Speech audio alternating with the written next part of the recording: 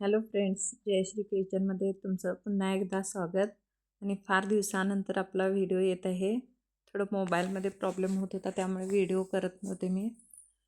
आता पुन्हा एकदा आपण नवीन स्ट्रॉबेरी फ्लेवरमध्ये केक शिकूया. मी हा केक स्ट्रॉबेरी फ्लेवरमध्ये हाफ के-जी बनवणार आहे. त्यासाठी 200 ग्रॅम प्रेमिक्स यूज करून मी हा स्पॉन्ज बनवलेला आहे. त्यानंतर हा पूर्ण गार झाल्यानंतर आयसिंग करायला घेतलेला आहे. अशा पद्धतीनं त्याचे 3 लेअर कट करून एक लेअर बेसवरती ठेवून घेतलेला आहे. त्याला नॉर्मल वॉटरने सोक केलेलं आहे. त्यानंतर पुन्हा एकदा त्याच्यावरती क्रीमचा लेअर लावून घेत आहे मी.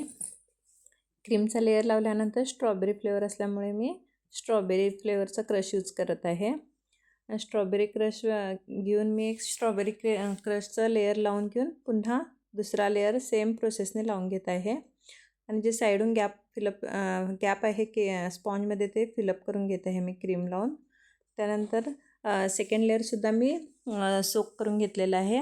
पुन्हा एकदा मी क्रीमचा लेअर लावून घेत आहे. त्यानंतर पुन्हा एकदा क्रश आपण लावूया. क्रशचा एक लेअर लावून घेऊ. क्रश स्प्रेड झाल्यानंतर पुन्हा सेम तिसरा लेअर लावून घेऊ आपण स्पॉन्जचा अशा पद्धतीने. त्यानंतर पुन्हा तो सुद्धा सोक करून घेऊ अशा पद्धतीनं. आणि ह्यानंतर सोक झाल्यानंतर हा केक क्रमकोट करून घेऊया आपण, कारण फिनिशिंग करायच्या वेळेला आपल्याला प्रॉब्लेम येणार नाही. थोडा उशीर आपण क्रमकोट करून फ्रीजमध्ये ठेवून घ्यायचं 1-10 मिनटासाठी. त्यानंतर पुन्हा आपण फायनल आयसिंग करायला घेणार आहोत.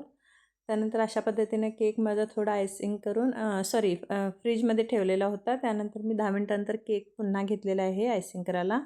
फायनल आयसिंग सुरू आहे आता.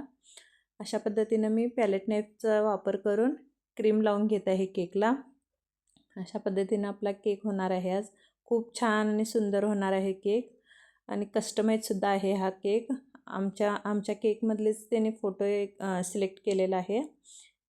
जे आपण केलेले केक आहेत त्याच्यातलंच फोटो सेंड केलेलो आम्ही कस्टमरला. त्याच्यातलंच एखादी डिझाईन त्यांनी सिलेक्ट केलेली आहे ही. अशा पद्धतीनं केक झाल्यानंतर थोडं स्किप झालेलं आहे. Neutral gel red colour use करून मी अशा पद्धतीनं ड्रिप करून घेतलेलं आहे. कॅमेरा ऑन करायला मी विसरलेले आहे. आणि N1 नोझलनी मी व्हाईट क्रीम भरून अशा पद्धतीचे छोटे छोटे फ्लावर्स काढून घेतलेले आहेत. त्यानंतर त्याच पायपिंग बॅगमध्ये थोडा रेड कलर घालून व्हाईट क्रीम यूज करून मी अशा पद्धतीने रेड कलरचे फुलं घालून घेतलेले आहेत. असा आपला केक रेडी झालेला आहे फायनल. आवडला असेल तर लाईक, शेअर आणि सबस्क्राईब करा.